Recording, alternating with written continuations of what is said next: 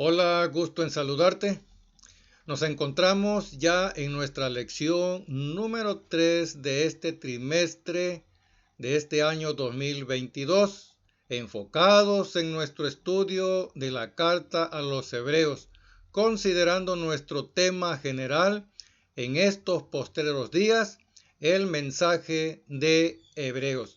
Y realmente espero que estés estudiando tu Santa Biblia siguiendo el contenido que tiene la carta a los Hebreos. Para el 15 de enero de este año 2022, lección número 3, que se titula Jesús, el Hijo Prometido. ¿Cuál es tu promesa divina favorita de las Sagradas Escrituras? Las Sagradas Escrituras redundan en promesas divinas como esa que dice, mira que te mando que te esfuerces y seas valiente. No temas ni desmayes porque yo estaré contigo por donde quiera que fueres. Promesas similares encontramos en la palabra de Dios, promesas divinas que fortalecen nuestra fe, nos dan seguridad y confianza en nuestro andar como cristianos.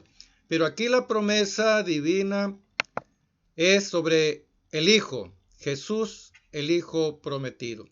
El versículo de memoria lo encontramos ahí en Hebreos capítulo 1, versículos 2 y 3, que dice de esta manera: En estos postreros días nos ha hablado por el Hijo, a quien constituyó heredero de todo, y por quien asimismo hizo el universo, el cual siendo el resplandor de su gloria, y la imagen misma de su sustancia, y quien sustenta todas las cosas con la palabra de su poder, habiendo efectuado la purificación de nuestros pecados por medio de sí mismo, se sentó a la diestra de la majestad en las alturas. Realmente en estas palabras encontramos muchos detalles en cuanto a la persona de nuestro Señor Jesucristo, que si nos ponemos a analizarlas una por una, nos llevaríamos suficiente tiempo, días, tal vez meses o semanas. Pero son detalles importantes que deberíamos estudiarlos detenidamente para comprender y conocer más la obra y vida de nuestro Señor Jesucristo y el plan de salvación de Dios en su totalidad en Cristo Jesús nuestro Señor. La primera promesa que encontramos en las Sagradas Escrituras en cuanto al Hijo prometido lo encontramos ahí en el libro de Génesis capítulo 3 versículo 15, que dice de esta manera: Y pondré enemistad entre ti y la mujer, y entre tu simiente y la simiente suya. Esta te herirá en la cabeza, y tú le herirás en el calcañar. Estas palabras fueron dirigidas a Adán y Eva en cuanto a un descendiente que iba a nacer, que dominaría el poder de Satanás y que finalmente acabaría con él aplastándole la cabeza. Esta promesa afecta a Satanás y también esta promesa está dirigida a él. Nota cómo dice: y pondré enemistad entre ti, o sea, Satanás, y la mujer, la descendencia, la raza humana, y entre tu simiente y la simiente suya, la de la mujer. Esta te herirá en la cabeza y tú le herirás en el calcañar. Para Satanás esta promesa no fue muy agradable, puesto que esta promesa encierra la llegada de alguien que acabaría con él, limitaría su poder sobre la raza humana.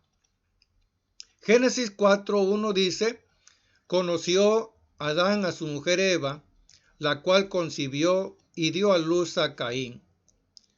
Cuando Adán y Eva tuvieron su primer hijo, Caín, me imagino que habrán pensado que ese era el hijo prometido, que los liberaría del mal, que acabaría con Satanás y finalmente podrían regresar al paraíso perdido, al Edén, al jardín celestial. También Dios le prometió a Abraham un hijo, el hijo de la promesa. Génesis capítulo 22, versículo 18 dice: en tu simiente serán benditas todas las familias de la tierra, por cuanto obedeciste a mi voz. La simiente prometida. El apóstol Pablo, allá en Gálatas capítulo 3, versículo 16, dice que la simiente prometida a Abraham era nada más y menos que Cristo Jesús nuestro Señor. Cristo Jesús, la simiente prometida a Abraham, por la cual serían bendecidas todas las familias de la tierra. Dios también le prometió un hijo a David que prolongaría su reino por mucho tiempo, por la eternidad. Segundo de Samuel capítulo 7, versículo 12 dice: y cuando tus días sean cumplidos y duermas con tus padres, yo levantaré después de ti a uno de tu linaje, el cual procederá de tus entrañas, y afirmaré su reino. Realmente estas palabras son muy significativas para nosotros, y posiblemente el ángel Gabriel las entendió, aunque María no las haya entendido. Pero cuando el ángel Gabriel se dirige a la Virgen María en cuanto al ser que iba a nacer, que sería santo y sería llamado Hijo de Dios, el ángel Gabriel le dice a la Virgen María: y el Señor le dará el trono de David su padre. Mis estimados, el Hijo prometido, el Hijo de la promesa, fue comprendido por muchos escritores del Nuevo Testamento. El evangelista San Mateo, en su evangelio, comienza con estas palabras, capítulo 1, versículo 1, que dice: libro de la genealogía de Jesucristo, hijo de David, hijo de Abraham. San Mateo está consciente de que aquel hijo prometido a Abraham y ese hijo prometido a David no era otro más que la simiente prometida a Adán y Eva, que acabaría con el poder de Satanás. Pero, como dice esta frase, lo que ni Adán, ni Eva, ni Abraham, ni David probablemente nunca se imaginaron era que su Hijo Redentor sería Dios mismo. Posiblemente ellos no comprendieron esto de que sería Dios hecho carne. Pero Mateo y muchos escritores del Nuevo Testamento estaban conscientes de ello, de que Dios tomaría la naturaleza humana para estar entre la humanidad y poder redimirla de las graves consecuencias del pecado, del poder de Satanás. San Mateo, citando la profecía del profeta Isaías, en el capítulo 1, versículo 23 dice: he aquí, una virgen concebirá y dará a luz un hijo, y llamará su nombre Emmanuel, que traducido es Dios con nosotros.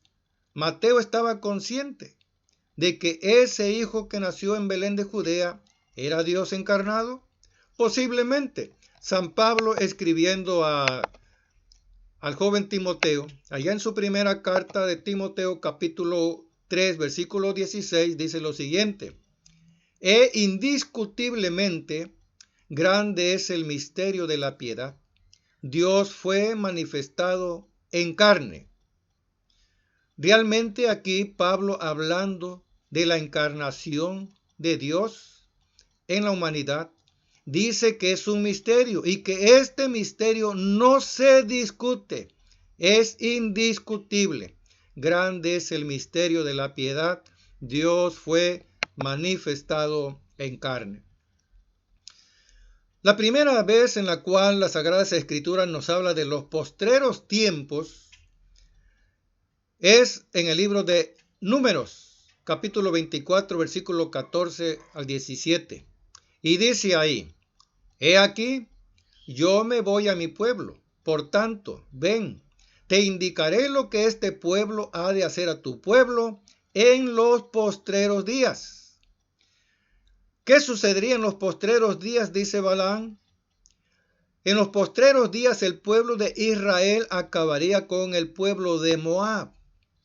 Pero sigue diciendo la profecía: lo veré, mas no de cerca. saldrá estrella de Jacob y se levantará cetro de Israel. Esta profecía es una referencia a la venida de nuestro Señor Jesucristo. Saldrá estrella de Jacob. Posiblemente esa estrella es la que guió a los magos a Jerusalén cuando llegaron preguntando: ¿dónde está el rey de los judíos que ha nacido? Porque su estrella hemos visto en el oriente. Se levantará cetro de Israel. Ciertamente, el rey había llegado, pero no era un rey terrenal, era el rey del universo. En estos postreros días, Hebreos 1, versículo 2 dice: en estos postreros días Dios nos ha hablado por el Hijo, a quien constituyó heredero de todo y por quien asimismo hizo el universo. El versículo 1 de este capítulo dice: Dios, habiendo hablado muchas veces y de muchas maneras en otro tiempo a los padres por los profetas, en estos postreros días nos ha hablado por el Hijo. Para Pablo, los postreros días de la profecía del Antiguo Testamento la aplicaba a sus días. Dios está hablando en esos postreros días para Pablo a través del Hijo, nuestro Señor Jesucristo. ¿Qué podemos decir nosotros hoy en el tiempo en el cual nos encontramos? ¿Cómo consideramos estos días? También postreros días, los últimos días, podemos decir, los últimos días de la historia de este mundo. Cristo Jesús nos sigue hablando a través de su Santo Espíritu. El Señor Jesús, hablando del Espíritu Santo, dijo: Él os enseñará todas las cosas y os hará saber las cosas que han de venir. Por lo tanto, a través del Espíritu Santo, en los últimos días o los postreros días, Dios estará guiando a sus hijos al conocimiento de la verdad, a comprender el plan de salvación. Primera de Timoteo 4:1 dice ahí San Pablo: pero el Espíritu dice claramente que en los postreros tiempos algunos apostatarán de la fe, escuchando a espíritus engañadores. Estamos en estos postreros tiempos en lo cual espíritus engañadores están guiando a muchas personas a la mentira, a mantenerlas en el error. Ciertamente, podemos ver la confusión religiosa que existe hoy en nuestro tiempo. ¿Y a qué se debe? A que muchos prestan atención a espíritus engañadores. Muchos se están apartando del camino de la verdad. Eso es apostatar, apartarse de la fe que fue dada una vez a los santos, a los hijos de Dios. Pero, ¿quién lo dice? El Espíritu Santo. Claramente que en los postreros tiempos muchos se apartarían de la verdad divina, de la verdad que lleva a vida eterna. Hebreos 1:3, hablándonos de la persona de nuestro Señor Jesucristo, dice: el cual, siendo el resplandor de su gloria y la imagen misma de su sustancia. La gloria de Dios. ¿Qué es la gloria de Dios? ¿Cómo podemos definir esa gloria? Las Sagradas Escrituras, el Antiguo Testamento, nos da indicios de lo que es la gloria de Dios. Podemos decir su presencia. Cuando Moisés le pide a Dios que le muestre su gloria, Dios sencillamente le dice: mi presencia irá contigo. Más adelante, Dios le muestra lo que es Él, cómo es Él. Misericordioso, piadoso, tardo para la ira. Es lo que Dios le dice a Moisés: un Dios justo, que perdona la iniquidad del pecado. Esa es la gloria de Dios. Y Jesús vino a manifestar esa gloria, el resplandor del carácter de Dios, el carácter justo, perfecto, santo y puro. Es la imagen misma de su sustancia. Génesis 1:17 dice, en cuanto a la creación del hombre: y dijo Dios: hagamos al hombre a nuestra imagen, conforme a nuestra semejanza. En otras palabras, conforme a nuestra gloria. El hombre en su estado original iba a manifestar el resplandor de la gloria de Dios, el carácter de Dios. Pero por causa del pecado se perdió esa gloria. San Pablo en Romanos 3:23 dice que por cuanto todos pecaron, están destituidos de la gloria de Dios. El Señor Jesucristo, al terminar su ministerio en esta tierra, dijo las siguientes palabras: yo te he glorificado en la tierra, he acabado la obra que me diste que hiciese. Yo te he glorificado en la tierra. He terminado mi trabajo. ¿De qué manera Cristo Jesús vivió una vida que glorificó a Dios? Fue una vida de entrega, fue una vida de sacrificio, fue una entrega en la cual dio su vida para redimir a la raza humana de las graves consecuencias del pecado, de la maldición del pecado. Yo te he glorificado. ¿Podríamos decir eso nosotros también? Posiblemente cuando lleguemos a los últimos días de nuestra vida, cuando estemos por exhalar el último aliento, podríamos decir lo mismo. Yo te he glorificado en la tierra.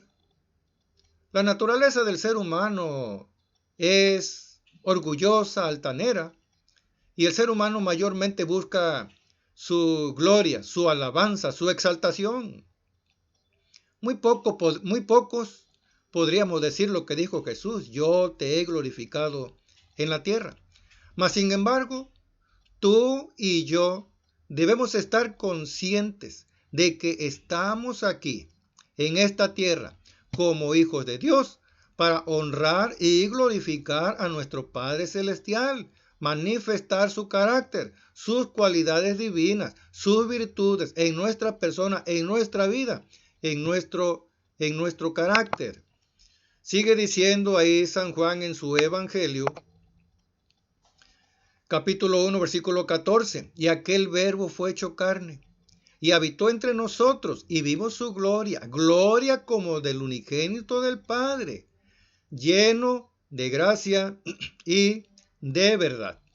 Aquel verbo, Cristo Jesús, se hizo carne, tomó la naturaleza humana, ese Dios divino que dejó las glorias celestiales para venir a estar entre nosotros. Y dice San Juan, vimos su gloria, gloria divina, gloria como del unigénito del Padre, lleno de gracia, las gracias divinas, la justicia, la bondad, la misericordia se manifestaron grandemente en la vida y obra de nuestro Señor Jesucristo.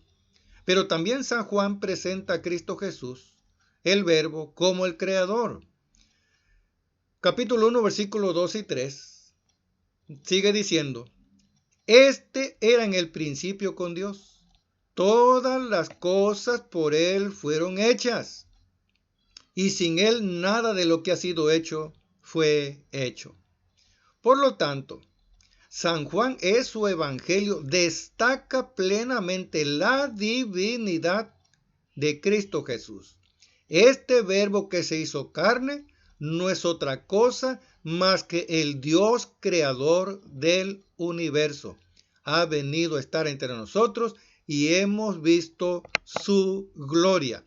Por eso el escritor de Hebreos destaca este punto extraordinario de la vida de nuestro Señor Jesucristo, a quien constituyó heredero de todo y por quien asimismo hizo el universo.